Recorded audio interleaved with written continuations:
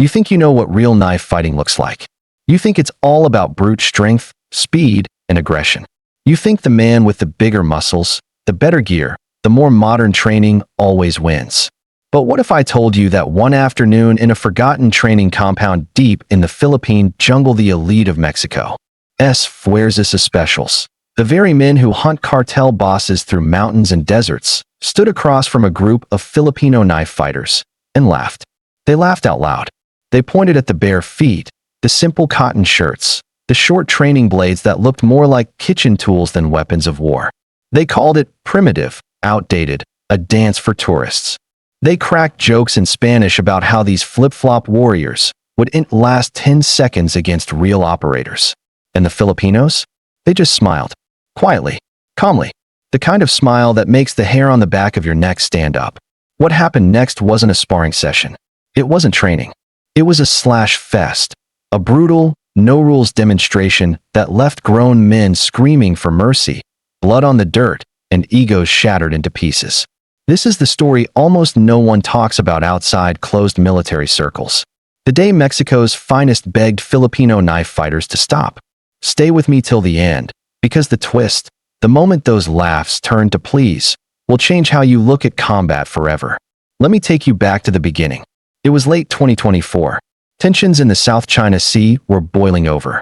Joint exercises between allied special forces were happening everywhere, trying to build interoperability. Mexico sent a detachment from their naval special forces, Fuerzas Especiales navals, the guys they call FES. These were not ordinary soldiers. These were men who had rappelled off Black Hawks into cartel strongholds at 3 a.m., who had cleared underwater tunnels packed with explosives, who had gone hand-to-hand with sicarios high on meth. Their leader was Comandante Javier El Lobo Morales, 6'2", scarred across the face from a grenade fragment, eyes that looked like they had seen too much. His team was handpicked. Sergeant Diego Ruiz, the demolitions expert with hands like sledgehammers, Corporal Mateo Vargas, the sniper who could thread a needle at 800 meters, and 4 others, all veterans of the bloodiest operations against the Jalisco New Generation cartel. They arrived in Mindanao, Philippines, for what was supposed to be a 2-week exchange on close-quarters combat, jungle survival, and edged weapon defense. The host unit? Not the Philippine Marine Raiders or NAVSOG this time. It was a small, low-profile group called the Mandarigma Cell, a mix of active-duty special operators and veteran instructors from the old Cali and Eskrima lines. Men who had fought in Marawi against ISIS, who had trained quietly with American Delta and SEALs, but never sought the spotlight. Their leader was Tadei Ramon Datu Santos, a 58-year-old grandfather with salt and pepper hair, calloused hands, and a quiet voice that carried more weight than any drill sergeant. His students called him Tadei. Everyone else called him Sir. The first day was introductions. The Mexicans rolled up in tactical vehicles, decked out in precision gear, plate carriers loaded with mags, night vision goggles dangling from helmets. They looked like they stepped out of a Hollywood movie. The Filipinos? Flip-flops, cargo shorts, faded t-shirts. No body armor. No fancy holsters. Just small rattan sticks and blunt training knives tucked in their waistbands. Comandante Morales shook Tadei Ramon's hand. Firm grip. Eye contact. Then he glanced at the training blades, short, single-edged, about 10 inches, and smirked. "These are your weapons?" he asked in accented English. "My grandmother uses bigger knives to cut mangoes." The Mexicans laughed. Hard. Ruiz slapped Vargas on the back. 10 seconds, Ruiz said in Spanish. "I'll give them 10 seconds before they're crying for mama." Tadei Ramon didn't react. He just nodded politely. "We will see, Comandante. We will see." Day 2, warm-up drills. Basic stick and knife patterns. The Filipinos moved like water, flowing angles, triangles, infinite loops. The Mexicans watched, arms folded, smirking. Morales leaned to Ruiz. Day 3, controlled sparring with padded gear. One-on-one. A young Filipino named Kuya Ben, 5 feet 8 inches, skinny, barefoot, faced off against Sergeant Ruiz. Ruiz was 6 feet 1 inch, 220 pounds of muscle, former boxer. The rules: training knives, no face strikes, stop on tap or command. Ruiz charged like a bull. Ben stepped aside at the last second, blade flashing in a tight arc. Ruiz felt the slap of rubber on his forearm. then his bicep, then his ribs. 3 touches in under 4 seconds. Ruiz growled, swung wild. Ben ducked, pivoted, tapped the back of Ruiz's knee. Ruiz stumbled. Another touch to the throat. The referee called it. Ruiz ripped off his helmet, cursing. Lucky he spat. I was going easy. The Mexicans laughed it off. Warm up, Morales said. Wait till we turn it up. Day 4. They turned it up. The compound had a dirt circle, 20 feet across, surrounded by jungle. No mats. No padding. Training blades still blunt, but wrapped in tape to prevent cuts. Full contact allowed. No time limit. Fight until submission, referee stoppage, or someone quit. Toddy Ramon addressed both sides. This is not sport. This is lesson. Respect the blade. Respect the man. Begin. First match, Corporal Vargas versus Kuya Ben again. Vargas was fast. He feinted high, stabbed low. Ben parried with his forearm, classic Cali Abanico block, then countered with a slash across Vargas's chest. Vargas felt the sting through the tape. He roared, grabbed Ben's wrist, tried to muscle him down. Ben rolled his wrist free in a fluid lock, stepped in, and delivered a tight upward cut to Vargas's inner arm. Vargas yelped, dropped to one knee. Ben stepped back. Vargas looked at his arm, red welt rising. He stood, shaking. Again, Vargas demanded. They reset. This time Vargas went aggressive, series of thrusts, hooks, overhands. Ben flowed around him like smoke. Every thrust met empty air. Every hook met a parry and counter slash. Vargas's breathing grew ragged. Ben tapped his thigh, then his neck, then his ribs in quick succession. Vargas swung wildly. Ben ducked under, hooked Vargas's ankle with his foot, and sent him crashing face first into the dirt. Blade pressed to the back of Vargas's neck. Yield, Ben asked softly. Vargas slapped the ground. Yield. The Mexicans fell silent. Morales stepped forward. My turn. Toddy Ramon nodded. I will face you, Comandante. The circle cleared. The 2 men squared off. Morales towered over Toddy Ramon, 6 inches taller, 80 pounds heavier. Morales held his training knife in a hammer grip, stance wide, ready to overpower. Toddy Ramon stood relaxed, knife in reverse grip, body bladed, weight on the balls of his feet. Morales smirked. Come on, old man. Show me the dance.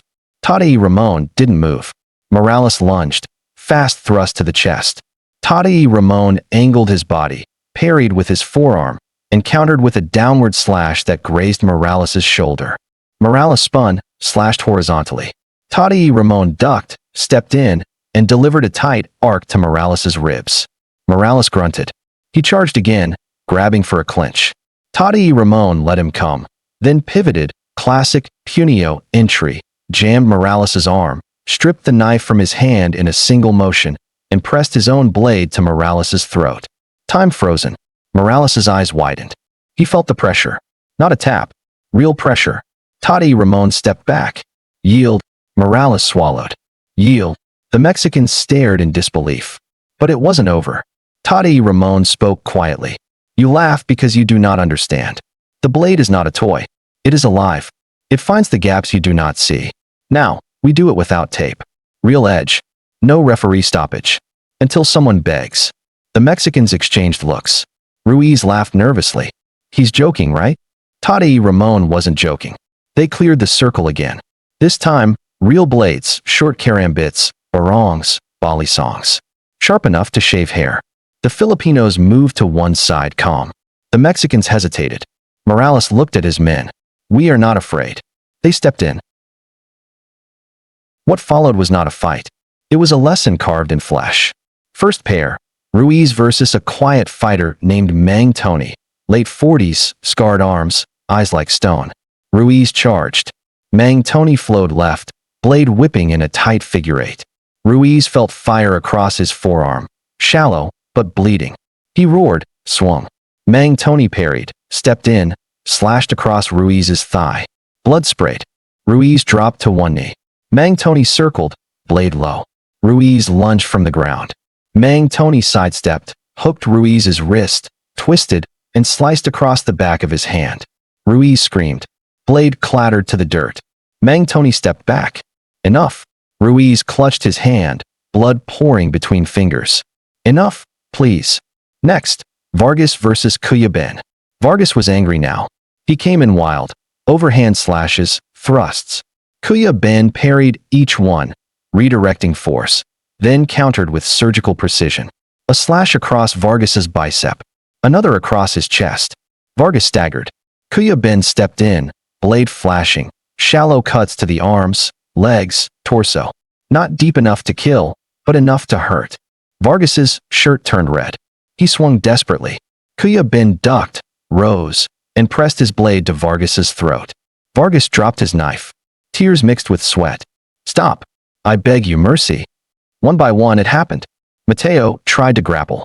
His opponent stripped him, cut his palms, then his forearms. Mateo fell to his knees, hands raised. Poor favor, basta mercy. Even Morales.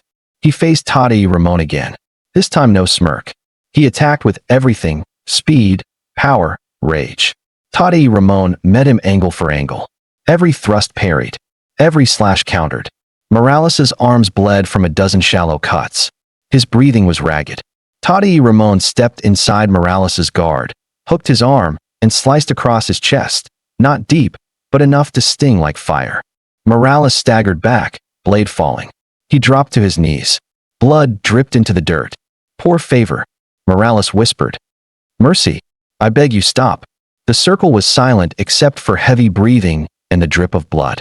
Tati Ramon sheathed his blade. Lesson over. The Mexicans sat in the dirt, cut, bleeding, humbled. The Filipinos tended their wounds without a word of triumph. Just quiet respect. Later that night, around a fire, Morales approached Tati Ramon. I laughed, he said.